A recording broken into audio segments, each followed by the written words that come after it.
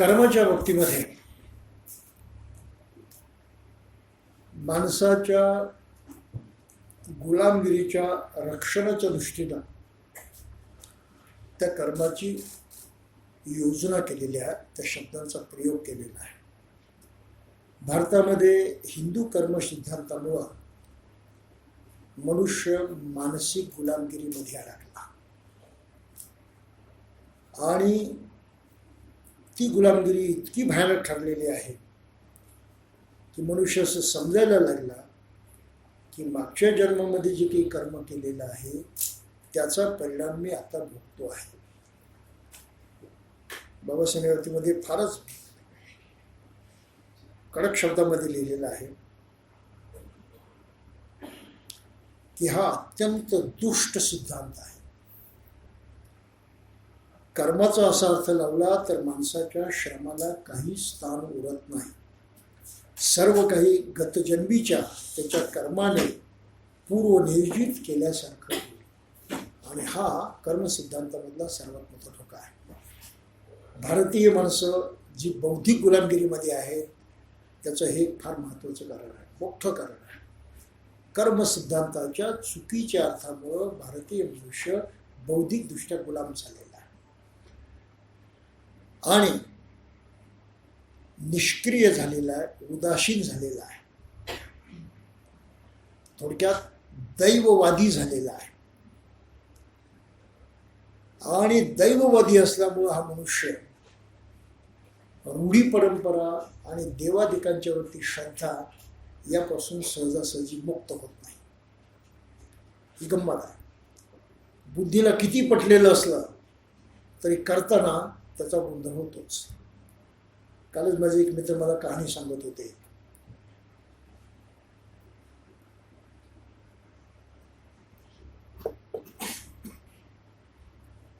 त्यामुळे त्यांच्या ओळखीचा एक इतर समाजामधला मोठा कार्यकर्ता आहे. बुद्ध आणि बाबासाहेबांच्या वरती मोठी जोरदार भाषणं देणारा मनुष्य आहे. हिंदू धर्माची देवी देवतांची भरपूर टीका करून बोलणारा आहे. म्हणजे बोलायला लागला की टाळ्या चालू असतात, असा जबरदस्त मनुष्य आहे. त्यामुळे त्यांच्याबरोबर मला एका सभेला जायचं होतं आणि मला कार्यकर्त्यांनी फोन करून सांगितलं की साहेब तुम्ही येणारच आहात तर या साहेबांना सुद्धा घेऊन या म्हणून तुमच्याच गाडीमध्ये. मग मी त्यांना फोन केला. ते म्हणाले मी तयार आहे, तुम्ही या माझ्याकडे. याप्रमाणे ते गेले. गेल्यावरती दरवाजा उघडाच होता, तर बेल वगैरे वाजण्याचं काही सवालच नव्हतं. ते तयारच असतील या असे ना ते घरामध्ये शिरले. घरामध्ये शिरले तर त्यांना तोच मनुष्य ज्याला त्यांना बरोबर घेऊन जायचं होतं आणि इतका जोरदार भाषण देणारा गणपती पुढे घंटी त्याची तेव्हा पूजा चाललेली होती. आता त्याने ते बघितलं आणि आपले सरळ बाहेर आले. त्याला ते जाणवलं असेल की आतमध्ये येऊन गेलं वगैरे. मग त्याने ते काम संपलं त्याचं पूजेचं. तुम्ही घंटी वगैरे वाजवली नाही, बेल वाजवली नाही म्हणे. ते म्हणाले ते बेल वाजवण्याचा काय सवाल होता, तुम्ही म्हटलं मी तयारच आहे, मी दारामध्ये आलो, दार उघडच होतं, तुम्ही तयारच असाल म्हणून मी आतमध्ये आलो, सॉरी म्हणे, पूर्वसूचना न देता आलो वगैरे म्हणून. संवाद तिथे संपला. मग एका कार्यक्रमाला गेले, तिथे परत जोरदार भाषणं झाली आणि हेही मग बोलले. अप्रत्यक्षपणे त्यांनी तेही सांगितलं की माणसाची मानसिकता कशी असते पहा. लोकांच्या पुढे बोलताना जोरदार टीका करतात आणि घरी गेल्यावरती देवापुढे घंटी वाजवतात. आता हा त्यांना टोमणा होता ना, नाव काही सांगितलं नाही, पण ते समजून चुकले की यांनी बघितलं लोकांना. आता बोलायची सोय नाही ना, तेरी बी चूप आणि मेरी बी चूप.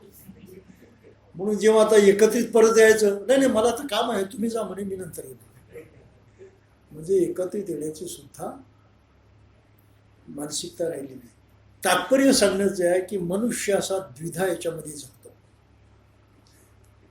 मला बौद्धिक माणसाशी खूप पाहायला मिळतात. हिंदू धर्मावरती कडावून टीका करतात. एक IAS ऑफिसरचं नाव सांगत नाही तुम्हाला, IAS ऑफिसर, बौद्ध मनुष्य म्हणून बौद्धांच्या कार्यक्रमामध्ये मिरवणारच. लोक जोरदारपणे स्वागत करायचे, मनुष्य जोरदारपणे बोलायचा. त्याच्या बहिणीनं मला शेवटी की घरी नेलं, म्हणजे माझ्याबरोबर चहा पाण्याला या म्हणून. म्हटलं मला वेळ नाही म्हणे यायलाच पाहिजे, 1 तास माझ्यासाठी द्या. म्हटलं का बाबा ही महिला एवढा आग्रह करते, काहीतरी कारण असेल, मला संशय आला. म्हटलं ठीक आहे, पण 1 तास म्हणजे 1 तास, त्यापेक्षा वेळी जास्त लावायचं नाही. त्यानं स्वतःच्या कारमध्ये बसवलं आणि स्वतःच्या घरी जाण्याच्या ऐवजी भावाच्या घरी नेलं. मला शंका आली, म्हटलं मॅडम घरी जायचं होतं ना. इकडे जाऊ म्हणे, चहा तरी घ्यायचा मला. तिथे गेल्यावरती त्यांनी आपल्या वहिनीला सांगितलं पटकन चहा करून आम्हाला वेळ नाही म्हणून. आणि मला म्हणायचं चला मी तुम्हाला घर दाखवते. आता म्हटलं घरं काय पाहिजे लोकांचे, मला तर त्याच्यात इंटरेस्ट नसतो अजिबात. आता दाखवतं म्हटलं, दाखवणं राहिलं बाजूला, सरळ तरतर चालत पुढे निघाले. मी त्याच्या पाठीमागून गेलो, मागच्या बाजूला बेडरूमच्या शेजारच्या खोलीमध्ये नेलं. दरवाजा उघडला, समोर अतिशय सुशोभित केलेला संपूर्ण खोलीचा देवारा, भली मोठी साईबाबाची फ्रेम फोटो, त्याच्यापुढे गणपती, अतिशय चांगलं डेकोरेशन केलेलं. म्हणे माझा भाऊ IAS ऑफिसर, बौद्ध म्हणून मिरवतो. मला म्हणतात तुम्ही सुद्धा त्यांचं कौतुक करता. बौद्ध अधिकारी अगदी चांगला आंबेडकराईट म्हणून. तर म्हणे त्याचं हे चालतं पा, पूजा अर्चा केल्याशिवाय तो घराच्या बाहेर पडत नाही, आणि बाहेर बुद्ध धर्मावरती बाबासाहेबांवरती बोलतो. ही वस्तुस्थिती आहे. अशी अनेक माणसं आपल्याला पाहायला मिळतात. आता मी त्यांना दोष यासाठी देत नाही हे असं का वागतात, त्याला कारण जे आहे की त्यांची ही अशी श्रद्धा की मागच्या जन्माचा परिणाम आज भोगावा लागतो, आज केलेल्या कर्माचा परिणाम उद्या भोगावा लागतो. उगीच काही रिस्क नको. त्या देवादेवतांना शिवा जरी दिला तरी चालेल, पण आपली पूजा अर्चा करायची म्हणजे पुढे तरी गडबड थांबेल. ही माणसाची मानसिकता असते. OBC समाजाला धर्मांतर करणं का कठीण जातं, त्याच्या पाठीमागे हे महत्त्वाचं कारण आहे. आपण त्यांची टर उडवतो, हे मागासलेले आहेत, त्यांना काही कळत नाही, हिंदू धर्माचे गुलाम झालेले आहेत. पण त्यांच्या त्या मानसिक गुलामगिरीला घालवण्यासाठी ज्या पद्धतीने काम करायला पाहिजे ते आपण कोणी करत नाही. तर माणसाला धार्मिक गुलामगिरीमध्ये गुंतवणारं हे तत्व आहे की या जन्माचा परिणाम पुढच्या जन्मात होतो, पुढच्या जन्माचा परिणाम पुढे होतो, आणि मागच्या जन्मामुळे तुम्हाला आता असं जगावं लागतं. म्हणजे दैववादी धर्मांनी फार मोठी चालाकी केलेली आहे. धर्माला माना, त्याप्रमाणे करा. तुम्ही आता विशिष्ट परिस्थितीमध्ये गरीब आहात. आता या परिस्थितीमध्ये का गरीब आहात? मागच्या जन्मीचं पाप म्हणून गरीब आहे. तुम्ही श्रीमंत कुटुंबात जन्मा, का श्रीमंत कुटुंबात जन्माचं? मागच्या जन्मीचं पुण्य. म्हणजे मनुष्य ज्या परिस्थितीमध्ये इथे जन्मास येतो त्या प्रत्येक परिस्थितीला मागच्या जन्माचं कर्म चिकटवलं आणि त्या माणसाला तिथे बंदिस्त करून टाकलं. तुझ्या हातात काही नाही, आता तू काही करू शकत नाही. हे मागच्या जन्मीचं आहे, मरेपर्यंत तुला भोगावंच लागेल. काही लक्षात येतं आपलं? तर हा कर्म सिद्धांताला जो टर्न दिलेला आहे, एक कलाटणी दिलेली आहे हिंदू धर्मानं, ती कलाटणी आपल्या लक्षात येत नाही आणि मग आपण गडबड करतो. म्हणून बाबासाहेबांनी हा प्रकरणाचं शीर्षक काय म्हटलेलं आहे? गत कर्माचा भविष्य जन्मावर परिणाम होतो असे बुद्ध मानतो काय? सरळ शब्दात लिहिलं. मागच्या जन्माचा पुढच्या जन्माच्या, मागच्या जन्माच्या कर्माचा पुढच्या जन्माच्या जन्मावरती काही परिणाम होतो असं बुद्ध मानतो का? हिंदूचा कर्म सिद्धांत तो आहे. आणि इथपर्यंत त्यांनी म्हटलं की 84 योनीतून गेल्याशिवाय माणसाला मुक्ती नाही. आता मग EV तेवढ्या चॅनलमधून जायचंच आहे, तर मग धर्माचं तरी काही करण्याची काही गरज आहे का? काहीच गरज नाही ना. इतका मूर्खपणा लोकांच्या डोक्यामध्ये त्यामुळे भरलेला आहे. म्हणून मागच्या कर्माचा आत्ता ह्या जीवनात परिणाम होतो का आणि आत्ताच्या कर्माचा भविष्यात परिणाम होतो का, हा अतिशय कळीचा मुद्दा आहे. ज्यामध्ये बुद्धाची भूमिका वेगळी आहे आणि इतरांची भूमिका वेगळी आहे. आता मागचं कर्म केलं मी या जन्मात काहीच होऊ शकत नाही.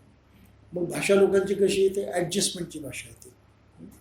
म्हणून कधी कधी ते ट्रकवरती लिहिलं मी पाहतो, समय से पहले और भाग्य से ज्यादा किसी को कुछ मिळता है.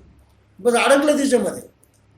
आता आपण कष्ट केले तर आपल्याला काही लाभ होईल, आपण वेगळं कर्म केलं तर आपण हे बनतच नाही. तर समय से पहिले, आता वेळ यायची आहे, आपल्या काही नशिबात आताच नाही, तो नशिबामध्ये अडकला. आणि परत किती मिळेल आपल्या भाग्यात असेल तेवढंच, तेही माहीत नाही. ही माणसाची आगतिकता आहे. आणि धर्मानं माणसाला अशा तऱ्हेनं अपाहिज बनवलेला आहे, अपंग बनवलेला आहे. बुद्ध धर्म याच्या नेमक्या विरोधात आहे. हे अपंगत्व बुद्धानं काढून टाकलं. बुद्धानं काढून टाकले या अर्थानं की मुळात सृष्टीमध्ये तसे नियमच नाहीत. अचूक सृष्टीच्या नियमाचं ज्ञान झाल्यामुळं बुद्धाला ही वेगळी भूमिका अचूक मानता आली, जी ह्या कल्पनारंजित शिकवणीच्या नेमकी उलटी आहे. आता कर्मसिद्धांती भर देणारे 4 गोष्टीवरती जोर देतात. एक तर कराल तसे भरा. तो कर्मसिद्धांतावर इतका भर देतो की त्याच्या म्हणण्याप्रमाणे कर्मसिद्धांतांच्या दृढ परिपालना विना नैतिक सुव्यवस्था अशक्य आहे. ही बुद्धाची भूमिका आहे. पण ते आपण नंतर लक्षात घेऊया. भगवान बुद्धाचा कर्मसिद्धांत हा कर्म आणि त्याचा वर्तमान जीवनावर परिणाम एवढ्यापुरताच मर्यादित आहे. फार मोठा फरक आहे. मागच्या जन्मात केलेलं कर्म होतोय, त्याचे परिणाम मी आता भोगतो आहे, म्हणजे आता मला इथे काहीच करता येत नाही, हेल्पलेस आहे मी, अशी त्याची भूमिका. बुद्धाची भूमिका काय आहे, तसं नाही. आता जे तू कर्म करतो त्याचा परिणामच तू आता भोगतोस, मागचा काही संबंध नाही, पुढचाही तसा संबंध नाही. त्याचं कारण असं आहे की तुम्ही जिथे राहता ह्या शहरामध्ये तिथे एखादं बीज लावलं, तुम्ही अपेक्षा करू शकता की हे बीज जे आहे माझ्या गावाला अंकुरेल, तिथे वृक्ष येईल म्हणून. हे शक्य आहे का? इथे पेरलं आणि माझ्या गावाला उगवेल, हे शक्य आहे का? ती गुरु नानकांची गोष्ट या दृष्टीनं लक्षात येण्यासारखी आहे. ते वाराणसीला गेले होते, ते ब्राह्मण आपले पूजा अर्चा करत होते, अर्घ्य देत होते. सूर्याची प्रार्थना करून ते पाणी सूर्याच्या दिशेनं सुरू आहे, त्याला अर्घ्य देणं म्हणतात.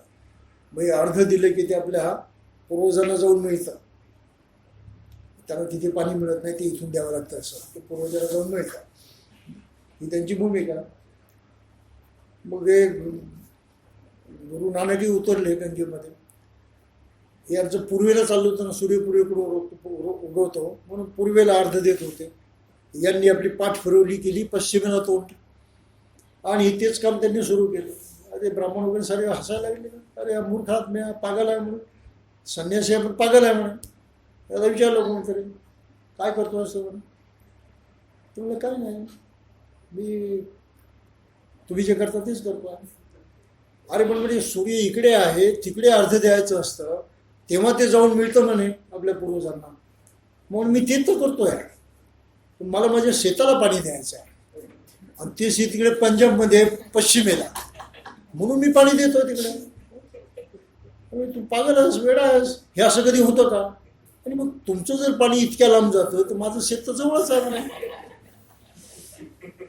ही कर्म सिद्धांताचा परिणाम आत्ताच होतो याच्यावरती प्रकाश टाकणारी ही छोटीशी कहाणी आहे, अतिशय महत्त्वाची गोष्ट. दुसरा एक प्रश्न बुद्धाच्या ज्याच्यामध्ये आपल्याला सांगता येतो, इथे आलेला आहे. कर्मसिद्धांतामध्ये आपण हळूहळू बघूया त्याच्यामध्ये. पण बुद्ध एकदा वनामधून जात असताना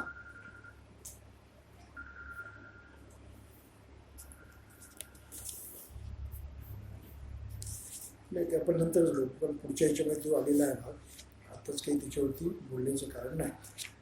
प्रश्न तर एवढाच होत आहे की होतं काय नेमकं.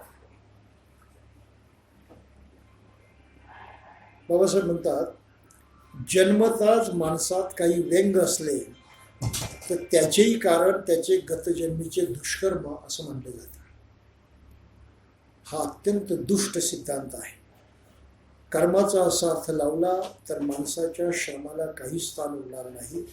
सर्व काही गतजन्मीच्या त्याच्या कर्माने पूर्वनियोजित केल्यासारखं होईल आणि मनुष्य मग नुसता भाग्यावरती विश्वास ठेवतो, नशिबावरती विश्वास ठेवतो.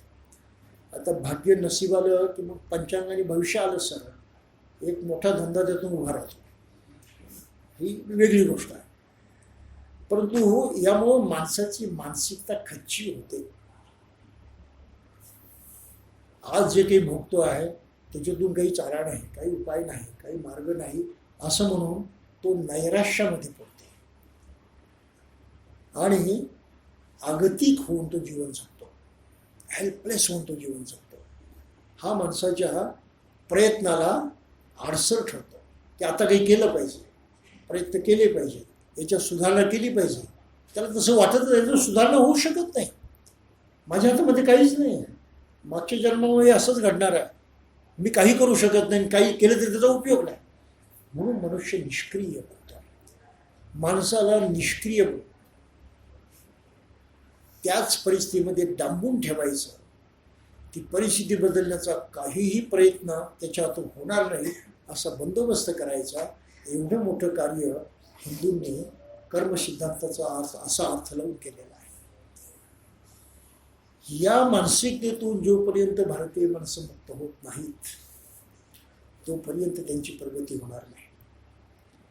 हिंदुत्व का हटत नाही याचं हे महत्त्वाचं कारण आहे की मनुष्य त्या मानसिकतेमध्ये अडकलेला आहे आणि ती मानसिकता त्याची दुरुस्त करणं हे आवश्यक आहे. आणि तशा प्रकारची शिकवण आणि तशा प्रकारचा आदर्श त्यांच्यापुढे ठेवणं हे फार गरजेचं आहे.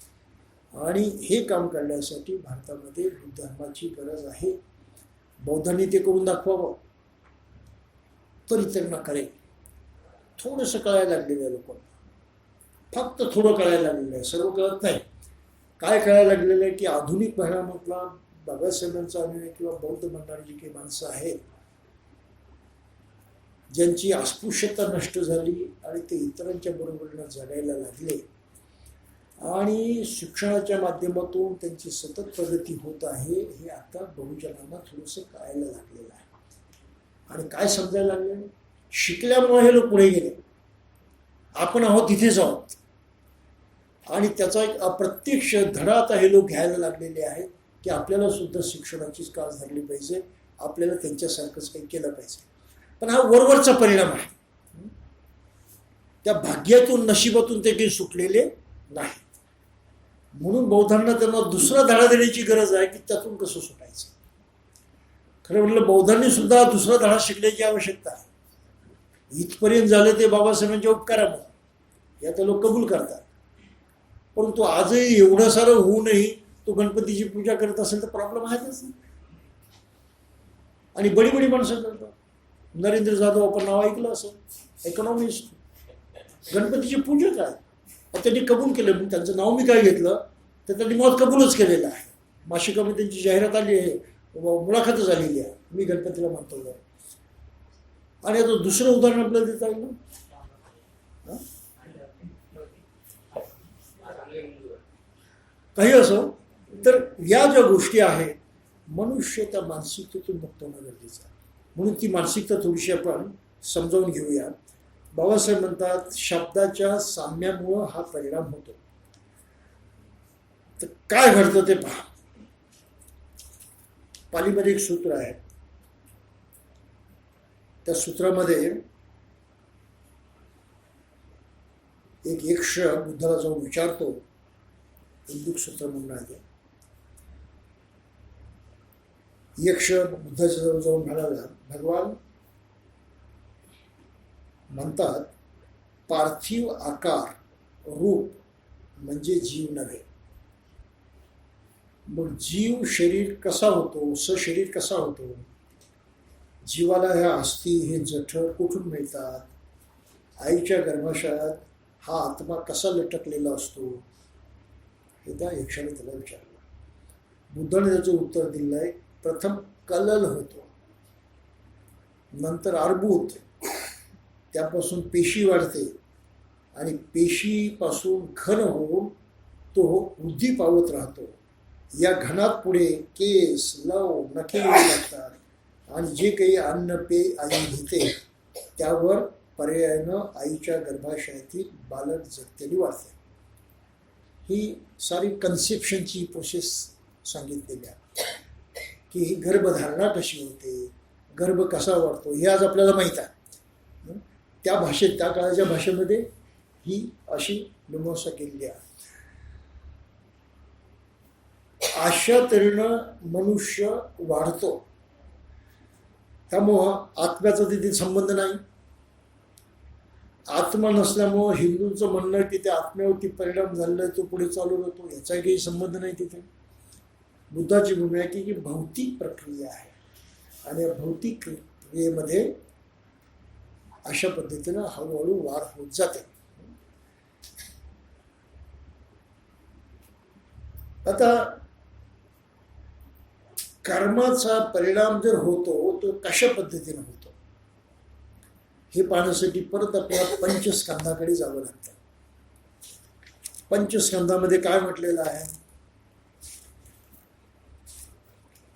शरीर हे रूप आहे. हे रूप 4 पदार्थापासून बनलेलं आहे. पृथ्वी, आप, तेज आणि वायू, 4 गोष्टींच्या पासून शरीर बनलेलं आहे. याबद्दल आता काही कोणाला शंका नाही. परंतु शरीरामध्ये मनही आहे. त्याला आधुनिक भाषेमध्ये कॉन्शियसनेस म्हणतात, चेतनाशक्ती म्हणतात. ह्या चेतनाशक्तीमुळं शरीराचा आपल्याला वापर करता येतो आणि अनुभव घेता येतो. वीज आपल्याला दिसत नाही,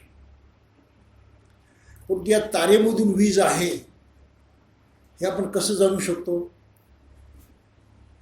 जेव्हा शॉक बसतो, धक्का बसतो, तेव्हा वीज आहे. ह्या तारेचं काम काय आहे? वीज वाहून देणं, नेणं, यापेक्षा तारेला काही अर्थ नाही. मग या तारेमधून आपल्याला शॉक बसू नये म्हणून आपण त्याला रबर लावतो, आणखी काही लावतो, प्रतिरोधक गोष्टी, म्हणजे आपल्याला शॉक बसत नाही. आपण त्याचा वापर, ही वरची सजावट आहे. बिजली आतमध्ये आहे, वीज आतमध्ये आहे, पण तू वरून त्याचा वापर करण्यासाठी जी जी काळजी घ्यायची ती आपण काळजी घेतो, म्हणून अशा प्रकारची यंत्र निर्माण होतात. शरीर अशा प्रकारचं यंत्र आहे. मन ही विजेसारखी शक्ती आहे, शरीर यंत्र आहे. डोळा पाहण्याचं काम करतो, कॅमेरासारखं आहे, ती मागे बघितलं आपण, रूप दिसतं. मग ते रूप बघितल्यावरती चेतनाशक्ती जी आहे त्या चेतनाशक्ती त्याचा परिणाम होतो आणि त्या रूपाचं स्पष्टीकरण होतं. काय स्पष्टीकरण होतं? आकार काय आहे, प्रकार काय आहे हे लक्षात येतं. रूप आहे, त्यामधून ही जाणीव होते, त्याला वेदना म्हटलेला आहे. दुसरा स्कंद आहे वेदना, जाणीव होते. त्या जाणीवमधून आपण त्या रूपाची पहिचान पक्की करतो, ओळख पटवतो, त्याचं नामकरण करतो, त्याला संज्ञा असं म्हटलेलं आहे. जाणीव झाली पाहण्याची त्या रूपाची की त्याला आपण नाव शिकतो. म्हणून रूपामधून वेदना होते, जाणीव होते, वेदनेमधून नाव ठरतं, पहिचान होते आणि त्याचा संस्कार होतो, परिणाम होतो, त्या चेतनाशक्तीवरती परिणाम होतो आणि चेतनाशक्ती ते परिणाम धरून ठेवते. हा ग्लास एकदा बघितला, अशी वस्तू पुन्हा वारंवार जेव्हा पाहायला मिळते तेव्हा आपण ती नेमकी ओळखतो ना. काही फरक पडतो का? ओळख कशी काय पडली? चेतनाशक्तीनं तो आकार, त्याचं रूप, त्याचा परिणाम धरून ठेवलेला. तो परिणाम म्हणजे संस्कार, परिणाम धरून ठेवलेला आहे. आणि हे कार्य चेतनाशक्तीच्या ज्या भागामध्ये होतं त्याला म्हटलेलं आहे विज्ञान. म्हणून 5 स्कंद आहे: रूप, वेदना, संज्ञा, संस्कार आणि विज्ञान. रूप म्हणजे शरीर, ज्यामध्ये पंचेंद्रिय आली. शरीर हे कॉन्टॅक्टचं माध्यम आहे. साऱ्या गोष्टींशी, बाकीच्या साऱ्या अनुभवाशी संपर्क कशातून येतो? शरीराच्या माध्यमातून. म्हणजे शरीर फक्त कॉन्टॅक्टच्या कामाचा. शरीराचं मुख्य कार्य काय? कॉन्टॅक्ट. डोळ्यानं रूपाचा कॉन्टॅक्ट, कानानं आवाजाचा कॉन्टॅक्ट, नाकानं वास आहे, घ्राण त्याचा कॉन्टॅक्ट, जिभेनं चवीचा कॉन्टॅक्ट, काही लक्षात येतं, आणि त्वचेनं स्पर्शाचा कॉन्टॅक्ट. ह्या निर्णया ज्या काही सृष्टीमधल्या गोष्टी आहेत त्याच्याशी आपला संपर्क येतो, कॉन्टॅक्ट होतो. कशाच्या साह्यानं? शरीराच्या साह्यानं. बाकी शरीराला दुसरं कुठलंही काम करता येत नाही. बाकीचं सारं काम जे होतं ते चेतनाशक्तीमध्ये. मग काय होतं चेतनाशक्तीमध्ये? प्रथम ह्या कॉन्टॅक्टमुळं वेदना निर्माण होते, म्हणजे जाणीव होते, संवेदना होते. रूपाची संवेदना होते, आवाजाची संवेदना होते, गंधाची संवेदना होते, चवीची संवेदना होते. काही लक्षात आलं आपलं? संवेदना होते. मग त्या संवेदनेला पहिचान केलं जातं, ठरवलं जातं, निश्चिती केली जाते, नामकरण केलं जातं. ते आहे संज्ञा. संज्ञा म्हणजे नामकरण. आणि आपण अशा विश्वामधल्या अनेक गोष्टींचं नामकरण केलेलं असतं आणि ती गोष्ट त्या त्या पद्धतीने आपण जाणत असतो. काही लक्षात येतं? ही ज्ञान, ॲक्विजिशन ऑफ नॉलेजची प्रक्रिया आहे, ज्ञान ग्रहण करण्याची प्रक्रिया. तर त्या संज्ञेप्रमाणे मग आपण साऱ्या गोष्टींशी संपर्क ठेवत असतो, त्याचा वापर करत असतो, त्याच्याशी डील करत असतो थोडक्यामध्ये. काही लक्षात आलं का? आणि त्या संज्ञेचा हा परिणाम, संस्कार त्या चित्तावरती झालेला असतो. त्याला चित्तही म्हटलेलं आहे, त्याला विज्ञानही म्हटलेलं आहे. तिथे हे अंकित झालेलं असतं आणि तिथे ते व्हेरीफाय होऊन आपल्याला कळत असतं. ही ज्ञानाची एकंदरीत कल्पना आहे. तर विज्ञान हे महत्त्वाचं आहे. त्याला चेतनाशक्ती म्हटलेलं आहे, त्याला उष्णता असंही म्हटलेलं आहे, हीट असंही म्हटलेलं आहे. तर ह्या अनेक गोष्टी आपल्याला त्याच्यामध्ये सांगितलेल्या पाहायला मिळतात. तर बुद्धाचं म्हणणं काय की रूप हा एकच भाग आहे आणि चेतनाशक्तीची 4 अंग काम करत असतात, ज्याचा आपला पत्ता नाही, अदृश्य आहे ते. त्या चेतनाशक्तीवरती जो संस्कार होतो, हे सारं पाहिल्याचा जो काही परिणाम अंकित होतो, त्या अंकित झालेल्या परिणामाप्रमाणे आपण त्या साऱ्या गोष्टी ओळखतो, जाणतो, त्याचा लाभ करून घेतो. ही आतमध्ये होणारी प्रक्रिया आहे. आत्मा नावाचा प्रकार नाही, तर त्याचे 4 भाग सांगितलेले आहेत. ती प्रक्रिया आहे, त्या प्रक्रियेप्रमाणे ते घडत असतं. मग हे अंकित झालेले संस्कार आहे ते आपलं चित्त धरून ठेवतात. आपण जिवंतपणे साऱ्या गोष्टी ओळखतो, सारे अनुभव घेतो, त्याच प्रकारच्या गोष्टीला त्याच नावानं ओळखतो. कशामुळं? तर त्या कॉन्शियसनेसमध्ये ते सारे परिणाम स्थिर झालेले असतात. आणि जेव्हा प्रथम दुसऱ्यांदा आपण पाहतो, एखादं ग्लास प्रथमता बघितलं, ओळख पटली, खात्री पटली, त्याचं नामकरण झालं, ते अंकित होतं, स्टोअर होतं, ज्याला आपण तो स्मरण करतो, त्या स्मरणामध्ये ठेवलं जातं. पुन्हा बघितल्यावरती आपल्याला अडचण येत नाही, व्हेरिफिकेशन होतं, लागलीच आपल्याला ते कळतं. हे बरोबर आहे? ही एकंदरीत मानसिक क्रिया घडत असते चित्ताच्या माध्यमातून, कॉन्शियसनेसच्या माध्यमातून. आणि या क्रियेमुळं आपल्याला प्रत्येक गोष्टीची खात्री पडते. आपण जे कर्म करतो ते त्या कॉन्शियसनेसमधून करतो. आपल्याला पाणी प्यायचं आहे, पाणी हा पदार्थ आपल्याला माहीत आहे, त्याची पहिचान ठरलेली, ओळख ठरलेली आहे. पिण्यासाठी ग्लास किंवा काहीतरी भांडं पाहिजे, तेही आपल्याला माहीत आहे. मग आपली चेतनाशक्ती काय काम करते? ह्या साऱ्या गोष्टी गोळा करते. ग्लास गोळा करेल, पाणी कुठे मिळतं ते पाहिल, त्यातून ते पाणी घेईल आणि मग तो पिईल. त्यामुळं पाणी पिण्याची एक क्रिया एकच क्रिया आहे का? एवढ्या गोष्टी करतात, ही परिस्थिती निर्माण होते तेव्हा पाणी पिण्याची क्रिया घडते, बरोबर आहे?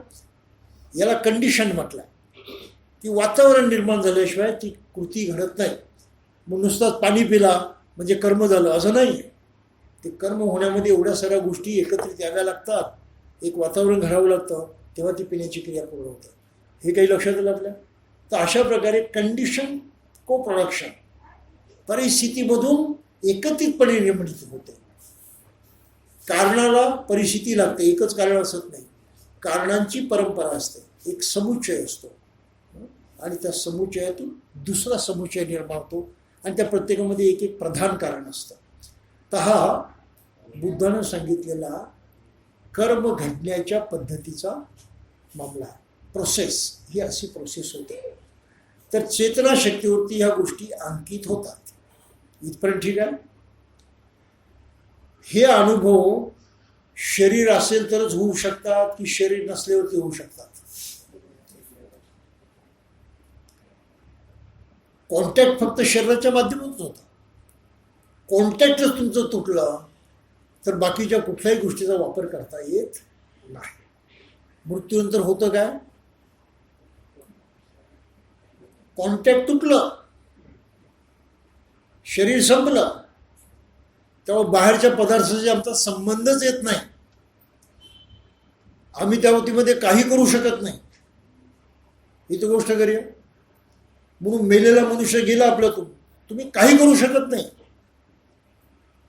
कॉन्टॅक्ट संपला, ज्या माध्यम आहे कॉन्टॅक्टचं रूप संपलं. ते त्यामुळं त्या माणसासाठी तुम्ही काही करू शकत नाही.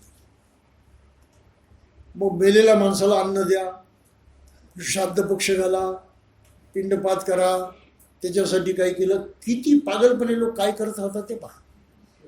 मनुष्य मेला की मग त्याच्या इच्छा आकांक्षा पूर्ण करायला लागतात. आहे ना? त्या प्रेताजवळ तर काही ठेवत नाही, पण प्रेत गेल्यानंतर मग ती अस्थी जरी असल्या तर तिथे ताट वाढून ठेवतील, तिथे पूजा करतील, सारंच काही करतात. गंमत आहे नाही की तुम्ही त्या व्यक्तीच्या संपर्कात आता येऊ शकत नाही, संपर्काचं माध्यम कट झालेलं आहे, तरी मनुष्य हे करतो. हे शहाणपणाचं कृत्य नाही, आपल्याला माहित आहे. तर का करतो? श्रद्धा, आत्मा तो आहे. मग हे जरी संपलं असलं तर त्याचा आत्मा असेलच कुठेतरी, मग द्या त्याला ते सारा. पिणाऱ्या माणसासाठी दारूचा ग्लासही ठेवला जातो, हे मी बघितलेलं आहे स्वतः. तुमच्या आवडीचं जे काही असेल तर. म्हणजे मनुष्य इतका मानसिक गुलामगिरीमध्ये अडकतो की हे समजत नाही प्रत्यक्ष संपर्क तुटला आहे, आता आपण काही करू शकत नाही. रूप असेल तर संपर्क आहे, नाही तर असत नाही. चेतनाशक्ती आहे ती आम्हाला माहीत नाही. चेतनाशक्तीशी आपण कधीच संपर्क असा ठेवू शकत नाही. रूपाच्या माध्यमातूनच चेतनाशक्तीवरती परिणाम होतो आणि त्या परिणामामुळं रूपाचा आपल्याला वापर करता येतो. हा मुख्य भाग आहे. आता मग पुढे होतं काय? मृत्यूनंतर काय घडतं? मृत्यूनंतर बाबासाहेबांची इथे भूमिका फार चांगली मांडलेली आहे.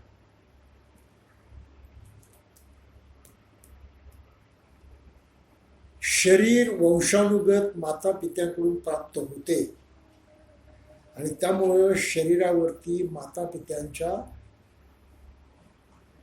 असण्याचा, दिसण्याचा परिणाम होतो.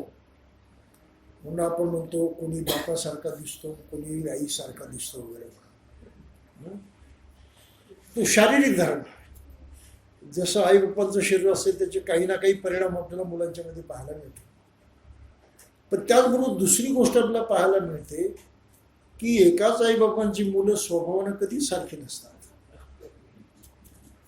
जुळ्यांची गोष्ट पहा, जुळी मुलं सुद्धा अगदी आयडेंटिकल असतात, एकसारखी दिसायला. एकाला उचललं दुसऱ्याला ठेवलं तर मनुष्य काही समजू शकत नाही, इतके एकसारखे असतात. स्वभाव त्यांचा कधीही एकसारखा असत नाही. पुण्यामध्ये एक मजेशीर डॉक्टर होता, पारशी डॉक्टर होता. दोन्ही सख्खे भाऊ जुळे, आणि गंमत अशी की दोन्ही डेंटिस्ट. त्यामुळे पेशंटला नेहमी प्रश्न पडायचा की आपला कोण ट्रीट करतो. मी माझ्या दाढीवरती उपचार करायला गेलो तो इतका गोंधळ, काहीच कळे ना कोण ट्रीट करतो म्हणून. इतके आयडेंटिकल, इतके सारखे. पण नंतर मग हळूहळू लक्षात आलं की दोघांचे हातामध्ये वापरण्यामध्ये अंतर पडतं. एकाच्या वागण्यामध्ये, हाताळण्यामध्ये, जर आपण हाताळणं म्हणतो, कुठेतरी रफनेस आहे, दुसऱ्याच्या हाताळण्यामध्ये सॉफ्टनेस आहे. तेव्हा मी ओळखलं की आता मग अचूक ओळखायला लागलो की हात आणि तो. तर इतका फरक पडतो, स्वभाव एकसारखा असत नाही. याचं उत्तर काय?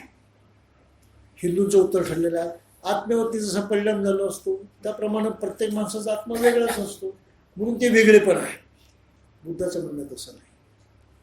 संस्कार जे झालेले आहेत त्या चित्तामध्ये जी प्रवृत्ती धरून ठेवण्याची, ज्याला आपण स्मरणशक्ती म्हणतो, आणि परत तशी गोष्ट असते की ओळखण्याची, आपला नेहमीचा अनुभव, तो चित्तावरती झालेला परिणाम जो आहे, ती चित्तशक्ती जेव्हा पुन्हा दुसऱ्या जीवनात याच्यामध्ये जाते, जन्मामध्ये जाते, त्याचे हे बनवून युनिट्स बनवून, ते मागे आपण बघितलेलं होतं की जे शब्द हवेमध्ये युनिट आहे ते आम्हाला नाही पकडता येत, आम्ही पाहू शकत नाही, जाणू शकत नाही, पण ते नाही असं म्हणू शकत नाही. म्हणत होतो तसं नाही म्हणून कुठपर्यंत, जोपर्यंत या विज्ञानानं ते शब्द पकडून ते पुन्हा रिप्रोड्यूस करून प्रगट करण्याचा प्रयत्न केला नाही. म्हणजेच जोपर्यंत रेडिओ जन्मास आला नाही तोपर्यंत ते कळत नव्हतं.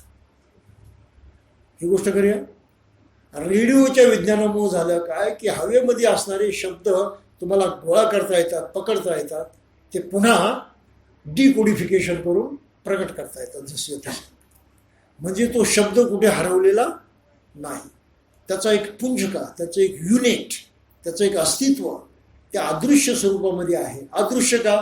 तर आपल्या डोळ्यांचा जो ताकद नाही ती पाहण्याची, शरीरामध्ये ताकद नाही अशा काही गोष्टी जाणण्याची. शरीराला फक्त 5च यंत्रणा आहेत, त्यापेक्षा आणखी कुठल्या यंत्रणा नाही, म्हणून त्याला अतिंद्रिय असं म्हणतात. इंद्रियाच्या पलीकडे, तर इंद्रियाच्या पलीकडे असणारी जी कॉन्शियसनेस आहे त्याच्यावरती जे काही परिणाम आणखीच झालेले असतात, ही कॉन्शियसनेस पुनर्जन्माच्या प्रक्रियेमध्ये जाते. त्या प्रक्रियेमध्ये जाण्याच्या गोष्टीचाच गैरफायदा घेऊन ब्राह्मणी धर्मानं त्याला आत्मा म्हटलं. प्रत्यक्ष तसा आत्मा नाही. कॉन्शियसनेसनं होतं काय? माणसाचा स्वभाव घडतो. बाबासाहेब पुढे काय म्हणतात? गत कर्माचे स्वरूप कसे असते या दुसऱ्या प्रश्नाकडे वळताच एक गोष्टीविषयी निश्चिती केली पाहिजे, ती म्हणजे कर्म हा वंशानुगत गुणविषयी समजायचा की स्वतःच संपादलेला गुण समजायचा. कर्म काय समजायचं? वंश परंपरेनं आलेला वारसा आहे, तोच आपण कर्म करून चालवतो असं समजायचं, की त्याचा काही संबंध नाही, आपण स्वतंत्रपणे कर्म करून पुढे चालतो असं समजायचं. 2 भाग आहेत. आज हिंदू समाज हे समजतो की मागच्या जन्माचं कर्म आहे त्याचप्रमाणे मी जगतो आहे, नवीन काही करत नाही, त्या परिणामाप्रमाणे मी जगतो आहे, म्हणून जुन्यापासून माझी सुटका होत नाही, मला ते सारं भोगावंच लागतं. मग आता जे काही मी वागेल त्याचे परिणाम मला पुढच्या आयुष्यात भोगावे लागतील, मला त्याच्यापासून सुटका नाही. बुद्धाची भूमिका तशी नाही. अनुभवण्याचं यंत्र शरीर आहे. नवीन शरीर निर्माण झालं त्यामध्ये ही प्रक्रिया चालू शकते, पण ही प्रक्रिया तेव्हा शरीर ज्याप्रमाणे वागेल त्याला मदत करेल, मागच्याशी काही संबंध राहिलेला नाही. मग तेव्हा मनुष्य वागेल त्याच्यावरती मागचा कोणता परिणाम असतो? फक्त एकच परिणाम असतो, त्या संस्कारामुळे त्याच्या सवयी ठरल्या जातात, त्याचा स्वभाव ठरला जातो, त्याची प्रवृत्ती ठरली जाते. आणि म्हणून प्रत्येक माणसाचा स्वभाव, प्रत्येक माणसाची प्रवृत्ती वेगळी असते. रागीट स्वभाव असेल, त्या विज्ञानावरती तो परिणाम झालेला असतो. नवीन जन्म झाला, त्यामध्ये विज्ञानाचा तो अंश आला, तो मनुष्य रागीट स्वभावाचा जरूर होईल. काही लक्षात आलं? त्याचा स्वभाव रागीटच आहे. आणि म्हणून प्रत्येक माणसाचे स्वभाव वेगळे असतात. परंतु मागच्या जन्मास त्यानं कोणाच्या तोंडात मारली असेल, म्हणून आता कुणी त्याच्या तोंडात मारून त्याची परतफेड करेल तर त्याचा परिणाम त्याला भोगावा लागेल, असं घडत नाही. काही लक्षात आलं आपलं? घडतं काय? रागाचा स्वभाव आहे, त्यामुळे दुसऱ्या माणसाच्या संपर्कात आला तर तो त्या रागाच्या स्वभावाप्रमाणे जर वागला तर कदाचित तो कोणाला मारसेल तोंडामध्ये आणि तुला त्याचं फळ भोगावं लागेल तिथल्या तिथे. सवयीमुळं मनुष्य तसा वागतो. आणि व्यवहारात भाषा काय? स्वभावाला औषध नाही, प्रवृत्ती. बुद्ध म्हणतात इथे मनुष्य चुकतो. त्या संस्कारामुळे प्रवृत्ती निर्माण झाली गोष्ट खरी, परंतु ती प्रवृत्ती बदलण्याची ताकद माणसामध्ये आहे. आणि ऑटोमॅटिक त्या प्रवृत्तीमुळे तसा वागत नाही तो. तर कुठे कसं वागायचं हे ठरवण्याची एक खास शक्ती माणसामध्ये आहे. त्या प्रवृत्तीप्रमाणे वागायचंच नाही असं तो ठरवू शकतो. आणि तसं जर वागला नाही तर त्या प्रवृत्तीमुळे जे काही दुःखाचं निर्माण होईल ते तो टाळू शकतो, त्याचे परिणाम टाळू शकतो, त्यापेक्षा वेगळं करू शकतो. काही लक्षात आपल्याला? म्हणून बुद्धानं म्हटलं की मनुष्य हा स्वतःचा स्वामी आहे. करणं न करणं त्याच्या हातामध्ये, ती त्याची खरी ताकद आहे. माणसाच्या जन्माला काय यायचं, ही ताकद प्राण्यांच्या मध्ये असत नाही, ही फक्त माणसामध्ये आहे. काय करायचं काय नाही तो ठरवू शकतो, ते बरं वाईट आहे की नाही तो ओळखू शकतो, आणि आपल्याला ज्या पद्धतीनं काही हवं आहे त्या पद्धतीने तो करू शकतो, वागू शकतो. ही जी खास ताकद माणसाच्या मध्ये आहे ते माणसाचं सर्वात मोठं वैशिष्ट्य आहे. आणि म्हणून मनुष्य स्वतःच्या जीवनाचा करता धरता आहे. तो आपल्या सवयी बदलू शकतो, शक्य आहे. तो आपल्या सवयी ओळखू शकतो, शक्य आहे.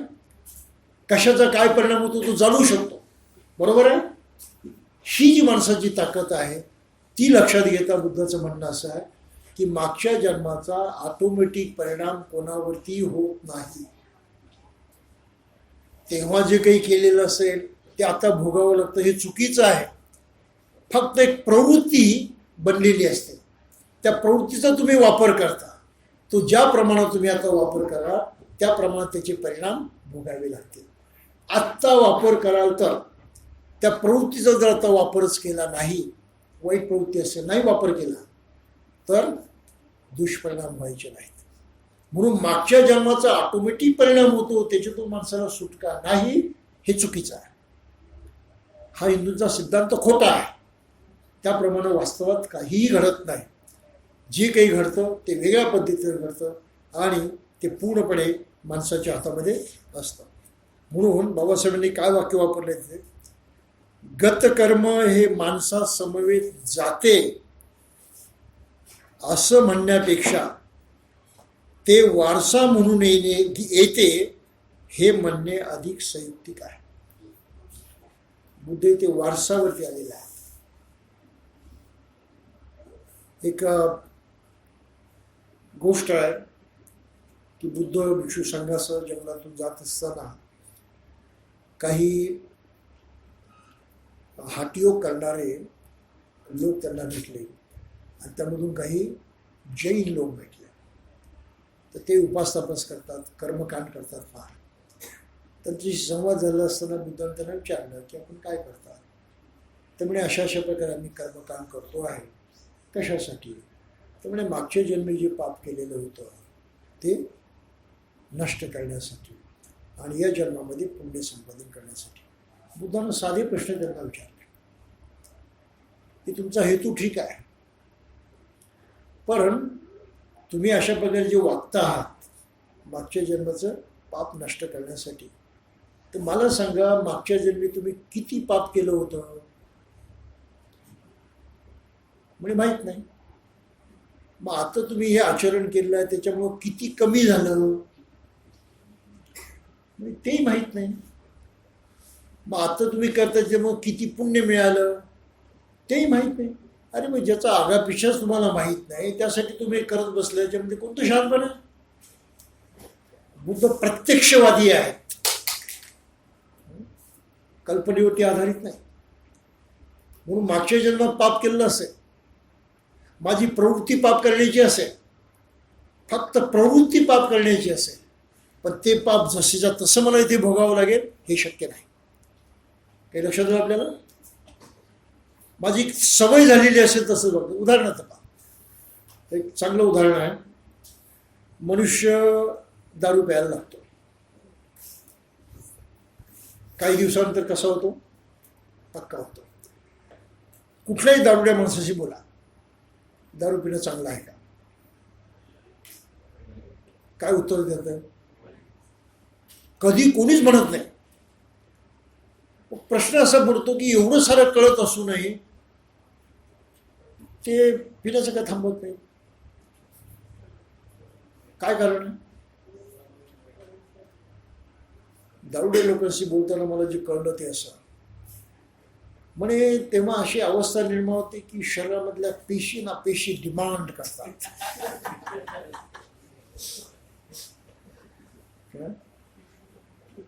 पेशी ना पेशी डिमांड करतात, पाहिजे पाहिजे म्हणून. म्हणजे थोडक्यामध्ये त्या पेशींना एक सवय लागते, पेशींची एक प्रवृत्ती निर्माण होते. खरं म्हणजे त्या चित्तामध्ये ती प्रवृत्ती निर्माण होते. शरीराला सुखकारक गोष्टी हव्या असतात, कानाला, नाकाला, प्रत्येक सुखकारक. त्यांना त्याच्यामध्ये त्या सुखाची कुठे अनुभूती, त्या पेशींना ती सवय लागते. सवय लागल्यामुळं त्यांना चैन पडत नाही, अस्वस्थ होतं. जेव्हा डॉक्टर मंडळी त्यांना उपदेश करतात सोडण्यासाठी, तेव्हा डॉक्टर मंडळी काय म्हणतात? एकदम सोडू नका, हळूहळू हळू कमी करत जा. का? तर तुमच्या रक्तामधलं अल्कोहोलचं प्रमाण वाढलेलं असतं, केमिकल चेंजेस झालेले असतात. हे सारे केमिकल चेंजेस पुन्हा रिस्टोर व्हावे लागतात. ते एकाएकी होत नाही, म्हणून त्याला वेळ लागतो. हे वैद्यकशास्त्र सांगतं. तर हे शरीरामध्ये केमिकल चेंजेस झाले की त्याच्या मानसिकतेवरती त्याचा परिणाम होतो. आणि कळत असूनही तो तसं वागू शकत नाही. चांगलं नाही दारू पिणं कळतं, पण तो तसं तो वागू शकत नाही. काही लक्षात आपल्याला? त्यामुळे माणसाची प्रवृत्ती माणसाला स्वस्थ बसू देत नाही. आणि म्हणून मनुष्य म्हणतो स्वभावाला ही माणसाची अगतिकता आहे. आणि बुद्धाने त्याला हे सांगितलं की इथे तू चुकतो आहेस, मागच्या जन्माच्या परिणामाचा इथे काही संबंध नाही. तू पूर्णपणे स्वतंत्र आहेस, स्वयंपूर्ण आहेस. काय करायचं काय नाही हे तू जाणू शकतोस आणि त्याप्रमाणे प्रत्यक्ष करू शकतोस. हे फार मोठं सामर्थ्य मनुष्य म्हणून तुझ्या हातामध्ये आहे, आणि ते आत्ताच तुला मनुष्य म्हणून वापरता येईल. त्यामुळे मागच्याचा काही संबंध नाही. थोडक्यामध्ये बुद्धानं माणसाला खऱ्या अर्थानं आशावान बनवलेलं आहे, निराशेतून बाहेर काढलेला आहे, दैववादातून बाहेर पडलेला आहे, आणि स्वतःतून स्वतः स्वामी आहेस अशा प्रकारची भूमिका देऊन त्याच्या जीवनाचा मार्ग बदलला आहे. काय मागे झालं विसरून जा, तुझी प्रवृत्ती लक्षात घे. ती प्रवृत्ती कशी बदलायची त्याकडे लक्ष दे. आणि ही प्रवृत्ती बदलण्यासाठी जी शिकवण बुद्ध धर्मामध्ये येते त्याला म्हणतात शील. थोडक्यामध्ये शील काय आहे? आपली प्रवृत्ती बदलण्याचा कार्यक्रम म्हणजे शील. आपल्या मनावरती हे जे काही परिणाम झाले, मग की चेतनाशक्तीवरती जे काही परिणाम झाले, ज्यामुळे आपला स्वभाव घडलेला आहे. प्रत्येकाचा स्वभाव वेगळा असतो, तर कबूल आहे, त्याच्यात काही दोष नाही, तो काही विनाकारण घडलेला नाही. ह्या पाठीमागच्या कारणाचा तो परिणाम आहे, तो स्वभावामध्ये आला. बाबासाहेब म्हणतात तो आम्हाला वारसा मिळालेला आहे. म्हणजे मागच्या जन्मामध्ये जे काही कर्म केले असेल, जसं काही वागलो असेल, त्याच्याप्रमाणे जो काही आमचा स्वभाव झाला, त्या स्वभावाचा वारसा मला आज मिळाला. ते कर्म जसं तसं नाही मिळालं, ते संपलं. आणि तेव्हाच्या कर्माचे परिणाम आता इथे येणार नाही, तर दोघांच्या मध्ये अंतर पडलं, कॉन्टॅक्ट पॉइंट संपला. काही लक्षात आलं? हे सारं नवीनच आहे, पण प्रवृत्ती मात्र आहे. त्या प्रवृत्तीमुळं, त्या सवयीमुळं मनुष्य तसाच जुन्यासारखा वागायला लागेल, तसंच पाप करायला लागेल, त्याचे परिणाम त्याला भोगायला लागतात. परंतु त्याचं पापही नवीन असेल, त्याचा परिणामही नवीन असेल. जुन्या पापाचा परिणाम इथे होणार नाही. काही मुद्दा लक्षात येतो आपल्याला? तुम्ही नव्यानंच पाप कराल आणि त्याचा परिणाम आता भोगावा लागेल, आणि तो आत्ताच भोगावा लागेल, पुढे भोगण्याचा संबंध येत नाही. पुढे फक्त चेतनाशक्तीवरती झालेला परिणाम वारसा स्वभावाच्या पद्धतीनं, प्रवृत्तीच्या पद्धतीनं लागू शकतो, यापेक्षा दुसरं काही लागू शकतो. म्हणून बुद्धाचा धर्म सर्वात आशावादी आहे. आत्म्यावरती परिणाम होतो याला काहीच अर्थ नाही, परंतु वारसा म्हणून आपल्याकडे काही गोष्टी येतात याला मात्र पुरावा आहे. आणि हल्ली बरंच मोठं संशोधन हेरिटेजवरती चाललेलं आहे की वारसा कसा मिळतो, माणसाचा वारसा दुसऱ्या जन्मामध्ये कसा जातो. त्यामुळं आत्मा पूर्णपणे बाजूला पडलेला असून चेतनाशक्तीच्या माध्यमातून वारसा हस्तांतरित होतो किंवा पुढे जातो, हा नवीन सिद्धांत जो आहे आता वैज्ञानिकसुद्धा मानायला लागलेले आहे. म्हणून बुद्धानं काय म्हटलं की तुम्ही जे मागच्या जन्मात केलेलं आहे त्याचा प्रश्न आता निर्माण होत नाही. म्हणून पहिला प्रश्न, गतकर्माचा वारसा कसा लाभतो, त्याची प्रक्रिया कशी असते. आणि दुसरा प्रश्न, वांशिकतेच्या दृष्टीनं गतकर्माचे रूप कसे असते, ते वंशानुगत मातापित्यांकडून चालत आलेले असते की नंतर स्वतः संपादलेले असते. तर यावरती उत्तर जे आहे, आपल्या मातापित्यांपासून आपल्याला काय मिळते, फक्त शरीर मिळतं, चेतनाशक्ती मिळत नाही. चेतनाशक्ती स्वतंत्रपणे मिळते. मग ती जन्माची प्रक्रिया सांगितलेली की आपण कलल असतं, अर्भूत होतं वगैरे प्रक्रिया. आणि आता गतकर्माचे स्वरूप कशी असते या दुसऱ्या प्रश्नाकडे वळताना एक गोष्ट संबंधी निश्चिती केली पाहिजे, ती अशी की कर्म हा वंशानुगत गुणविषयी समजायचा की स्वतः संपादलेला गुण समजायचा. कर्म कशाला म्हणायचं? वंश परंपरेनं मिळालं त्याला कर्म म्हणायचं की आत्ता पण केलं त्याला कर्म म्हणायचं? आपण जो गुण एखादा मिळवला तो आत्ता मिळवलेला गुण म्हणायचा की वंश परंपरेने आला? असं प्रश्न उपस्थित करून बाबासाहेब काय म्हणतात पुढे की या प्रश्नाचे उत्तर आल्याशिवाय वंशानुक्रमाच्या शास्त्रीय सिद्धांताची त्याला कसोटी लावता येणार नाही. परंतु या दृष्टीचे उत्तर असे आहे की हा कर्मसिद्धांत अर्थपूर्ण आहे, अर्थहीन आहे, हे ठरवण्यास शास्त्र सहाय्य करू शकेल का? मग शास्त्रानुसार मुलात आईबापाचे गुणविशेष उतरतात. हिंदू कर्मसिद्धांताप्रमाणे बालकाला आपल्या आईपासून देहापलीकडे काही मिळत नाही. हिंदू सिद्धांताप्रमाणे गतकर्म म्हणजे मुलाने आपल्या जन्माबरोबर स्वतः आपल्यासाठी आणलेला वारसा आहे. त्यात आईबापाचा काही भाग नसतो, सर्व काही बालक आपल्याबरोबर घेऊन येतात, स्वभाव म्हणून, प्रवृत्ती म्हणून. आणि ह्या प्रवृत्ती म्हणजे आत्म्याशी संबंधित नसणाऱ्या गोष्टी आहेत.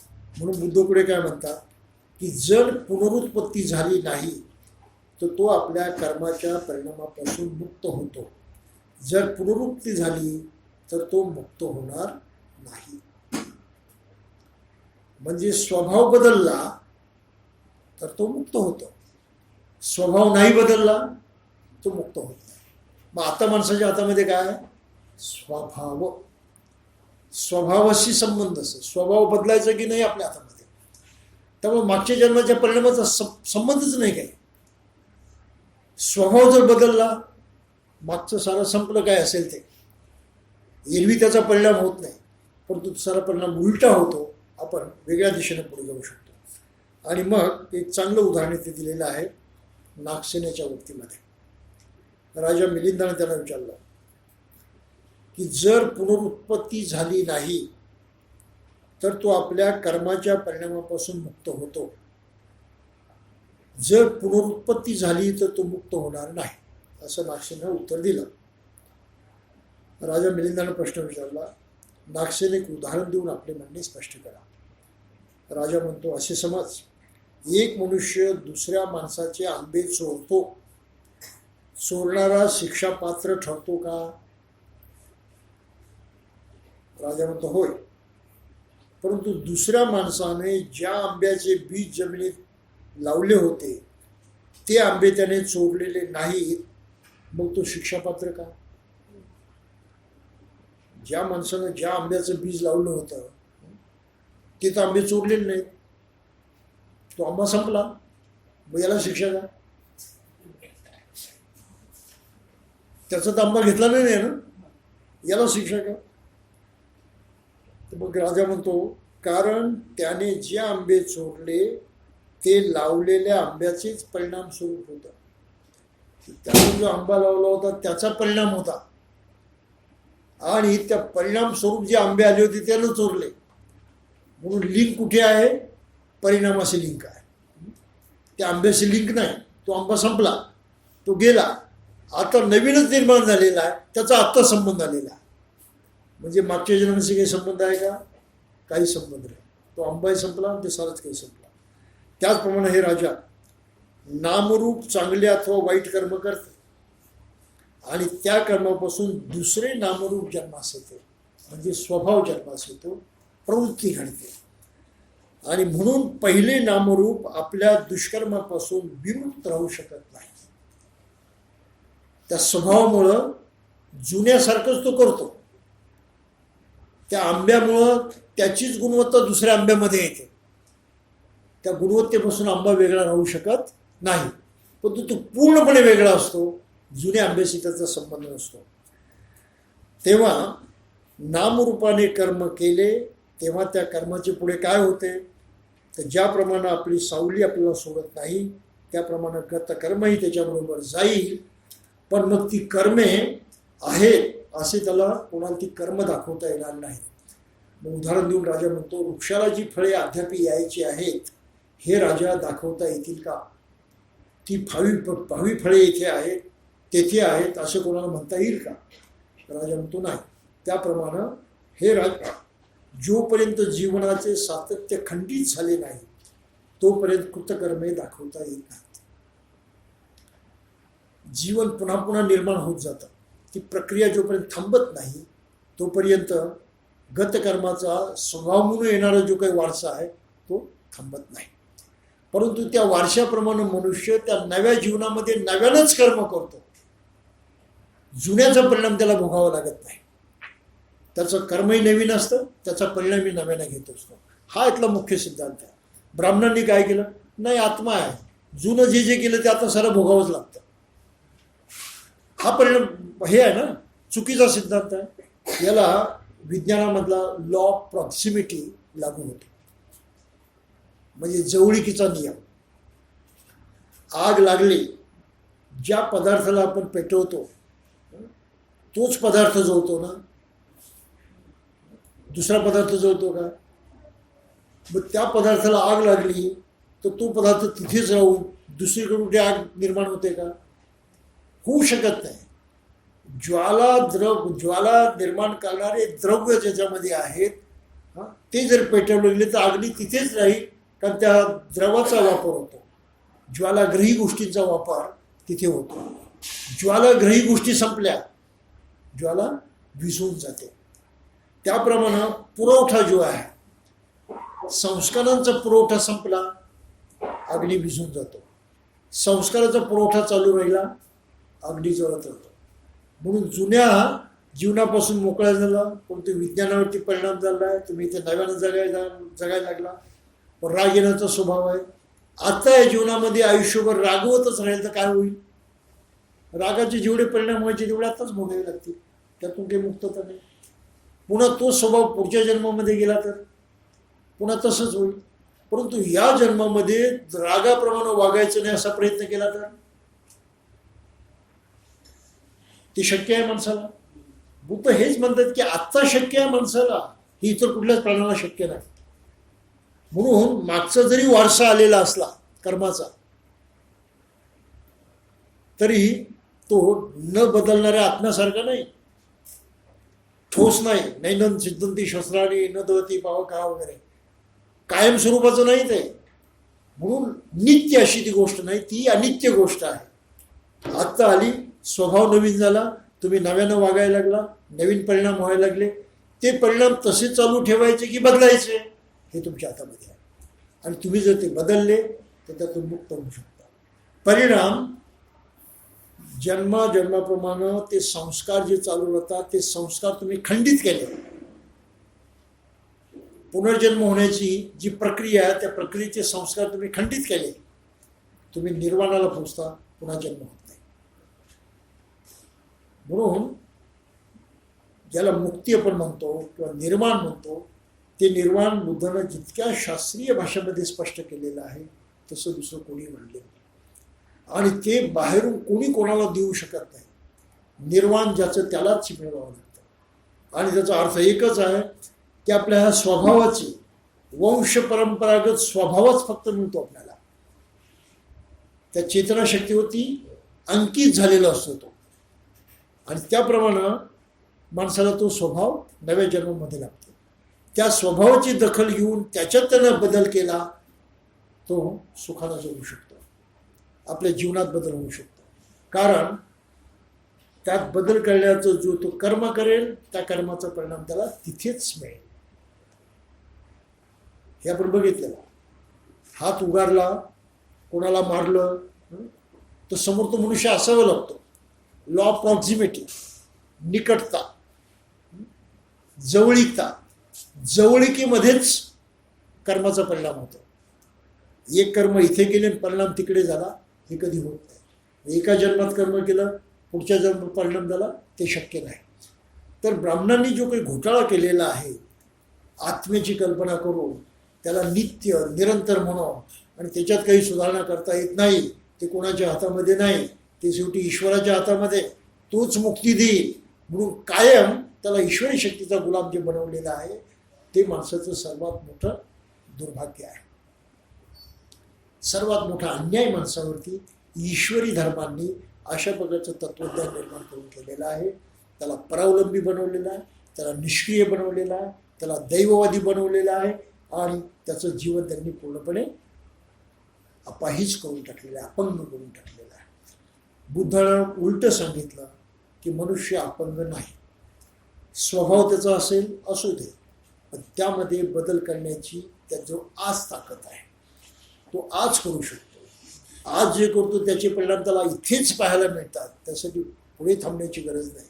आणि त्याची प्रवृत्ती जर आता इथे बदलली तर त्याचा पुनर्जन्मसुद्धा होणार नाही. म्हणून आत्ता जगणं, आत्ता आपल्या शक्तीचा वापर करणं, एवढी प्रचंड आशा फक्त बुद्धाच्या धर्मामध्ये आहे.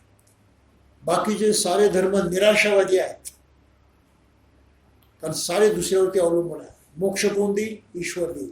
केव्हा देईल? पत्ता नाही. काही म्हणतात मेल्यानंतर देईल, काही म्हणतात नाही 84 मधून जावं लागतं, त्याशिवाय मिळतच नाही वगैरे. म्हणून मनुष्य पूर्णपणे भाग्याशी बांधला होतो, परावलंबी होतो, निष्क्रिय होतो आणि आत्ताचं जीवन जगणंसुद्धा त्याला मुश्किल होऊन जातं. का चांगलं वागायचं? पूर्वजन्मीचं पापच आहे, त्याचे परिणाम भोगावेच लागतात. मग आता कशाला चांगला वागू? ही माणसाची प्रवृत्ती होते. बुद्धाची भूमिका तशी नाही. आत्ता कर, आत्ता केलं त्याचा परिणाम होतो. तो परिणाम आत्ता तू जाणू शकतो. तुझी प्रवृत्ती बदल. सुखानं जगायचं, सुख निर्माण होईल असंच कर. सुख निर्माण होणारच. रागाची भूमिका आहे, राग येतो, थांबव. रागाच्या वेळात कोणाला मारू नकोस, शांत राहा. आता त्यानं मारलंच नाही तर त्याचा परिणाम त्याला भोगावा लागेल का? नाही. शांत राहिला त्या रागाचा परिणाम संपला. अशा प्रकारे आत्ता आपण कर्म करतो त्याचा परिणाम आपल्याला आत्ताच होतो. मागच्या जन्मात केलेलं कर्म आहे त्याचा परिणाम आत्ता होतो, हे पूर्णपणे चुकीचं आहे. आणि आता केलेलं कर्म याचा परिणाम पुढच्या जन्मात होतो, हे पूर्णपणे चुकीचं आहे. ब्राह्मणांनी कर्मसिद्धांतामध्ये अशी भेसळ करून बुद्धाचं वचन जे आहे ते बिघडवलेलं आहे. आणि त्या दोघांच्या भेसळीमधून नेमकं काय खरं घडतं ते समजणं मुश्किल झाल्यामुळं हा गोंधळ निर्माण झालेला आहे. शब्दांच्या साम्यामुळं हा गोंधळ निर्माण झाला, ही बाबासाहेबांची भूमिका आहे. म्हणून बुद्धानं प्रामुख्यानं माणसाच्या आत्ताच्या जगण्यावरती जोर दिलेला आहे. कर आत्ता, नंतर चान्स नाही. केलं त्याचा परिणाम होतो, तो टाळता येणार नाही. मग कसा स्वभाव घडत जातो. त्या स्वभावाला खतपाणी देऊ नका. तसंच पुन्हा करू नका. राग आवरायचा असेल तर रागाला खतपाणी देऊ नका. कमी कमी करत जा. रागाला टाळा. तेवढ्या फोर्सफुली, तेवढ्या ताकदीनं प्रगट करण्याचं कारण नाही. कमी कमी करत जा. रागातून मुक्त होऊ शकतो. हा अनुभव आत्ता इथे घेता येतो. सर्वांच्या अनुभवातली गोष्ट आहे. असं अनेक बाबतीमध्ये लोक काही ना काही अनुभव चुकलेले असतात. अशा परिस्थितीमध्ये मागच्या जन्माचा परिणाम आत्ता होतो यावरती विश्वास ठेवता येत नाही. प्रत्येकाचा अनुभव आहे की आत्ता जे करतो त्याचा परिणाम होतो. आणि आपल्याला हेही माहिती असतं की कोणाशी कसं वागलं म्हणजे काय परिणाम होईल. कोणाला चिडवायचं असेल, आपली भावना काय असते, त्याला चिडवायचं, बरोबर. मग त्याला चिडवायचं असेल तर पण काय केलं पाहिजे, चिडवण्यासारखं काहीतरी केलं पाहिजे. म्हणजे आपल्याला माहिती नाही की काय केलं तर काय होतं, कळतं आपल्याला ते. आणि तो परिणाम लागलीच अनुभव येतो. कोणाला चिडवलं तर चिडतो तो.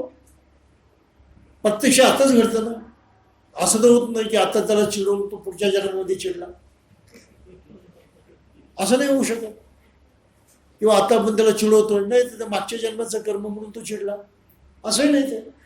त्यामुळं दोन गोष्टींचा संपर्क आल्याशिवाय परिणाम होत नाही. म्हणून मागच्या जन्मेचा आता या जीवनामध्ये संपर्कच नाही तर परिणाम होईल कसा. साधा प्रश्न. संपर्क नाही, परंतु मागच्या कर्माचा फक्त परिणाम स्वभावाच्या रूपानं, प्रवृत्तीच्या रूपानं आपल्याबरोबर असतो कॉन्शियसनेसमध्ये. आणि तसंच आपण वागत गेलं तर आताच परिणाम होतात. हा बुद्धानं सांगितला अत्यंत व्यावहारिक अशा प्रकारचा मुद्दा आहे.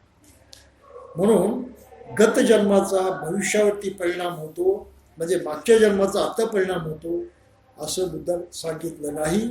आत्ता कराल, आत्ताच परिणाम होतो. आता पुढचा जो भाग आहे तो थोडासा याशी संबंधित आहे, पण आपण तो बघूया की गत कर्माचा भविष्य जीवनावरती परिणाम होतो असे बुद्ध मानतो काय.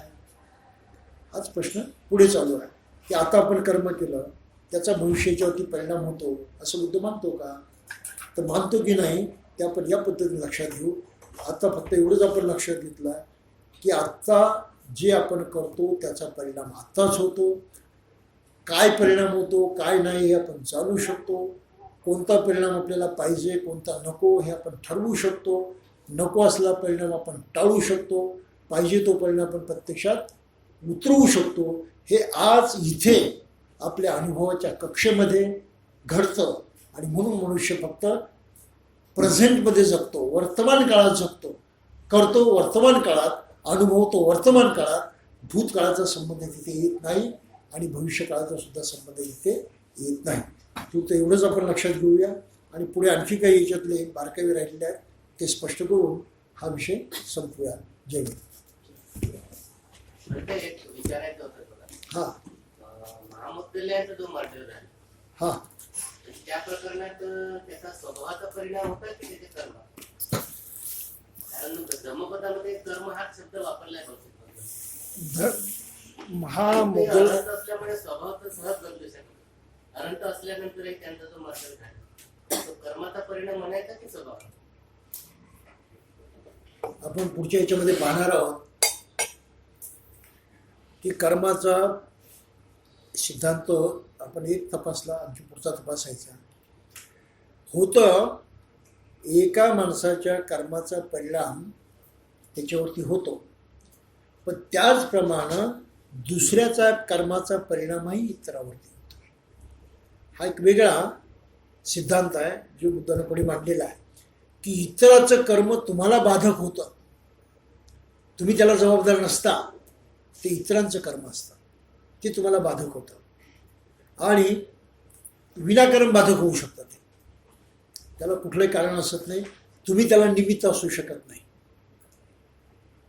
तर तो जो आहे आपलं कर्म आपल्याला भोगावं लागतं, तसं इतरांचं कर्मसुद्धा आपल्याला त्रास देतं.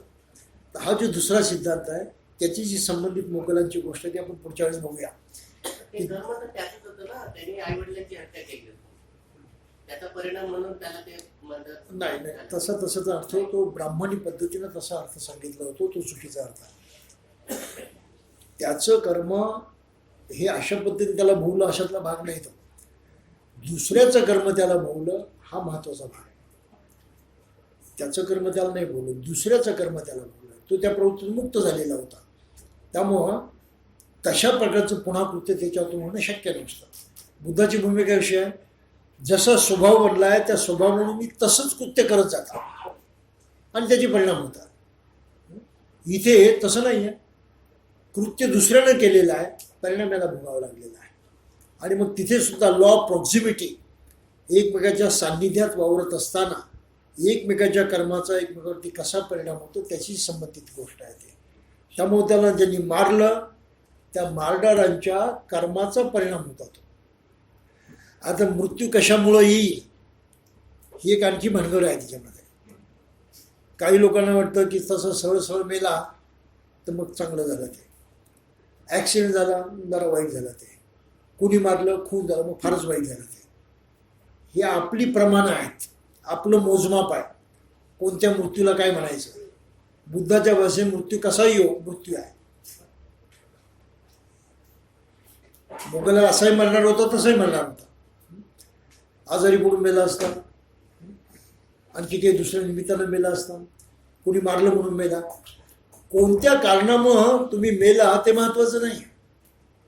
ते तुमचं कर्म नाही, इतरांचं कर्म आहे. ते ॲक्सिडेंट कोणाचं कर्म आहे. तुम्ही कोणाचा ॲक्सिडेंट केला होता म्हणून तुमचा झालं असं काही म्हणता येईल का. म्हणताच येऊ शकत नाही. ह्या साध्या गोष्टी आहेत. परिस्थितीजन्य काही गोष्टी घडत असतात. म्हणून न्यायशास्त्रामध्ये एक तत्व आहे, सर्कमस्टन्शियल इव्हिडन्स. परिस्थितीजन्य पुरावा काय आहे, तुम्ही प्रत्यक्ष नाही केलं पण मग त्या परिस्थितीचा आढावा घेऊन हे असं या परिस्थितीत घडलेलं आहे, त्यामध्ये तुम्ही कुठे ना कुठे जोडलेले आहात म्हणून तुम्ही दोषास पात्र आहात. तर परिस्थितीमुळं काही कर्म घडतात जी माणसाला भोगावे लागतात. तसा परिणाम मोगलांवरती झालेला आहे. पण त्याचं इंटरप्रिटेशन आपण करतो त्याचं ते पाप आहे असं नाही. इतरांच्या कर्माचा त्याच्यावरती परिणाम झाला. आपण बघूया पुढच्या ह्याच्यामध्ये, तर तो अर्धा भाग आपला राहिलेला आहे. पण आपलंच कर्म आपल्याला भोगावं लागतं असं नाही. इतरांची कर्मसुद्धा आपल्याला बाधतात. परस्पर सहवासाचा तो परिणाम आहे. सहवासात जर नसाल तर तो परिणाम होणार नाही. पण जोपर्यंत तुम्ही सहवासामध्ये आहात तोपर्यंत एकमेकावरती परिणाम होणारच. बायको रागवलोय की नवरा स्वस्थ राहू शकत नाही. कोणाचं कर्म आहे ते. मग त्यानं म्हणायचं की माझं कर्म आहे, मला राग आला. तुला राग आला गोष्टी करेल पण तू म्हणतो ना रागाचं कारण ते आहे. आता ते कारण तिथे नसतं तर मला राग आला नसता. गोष्ट खरी आहे ना.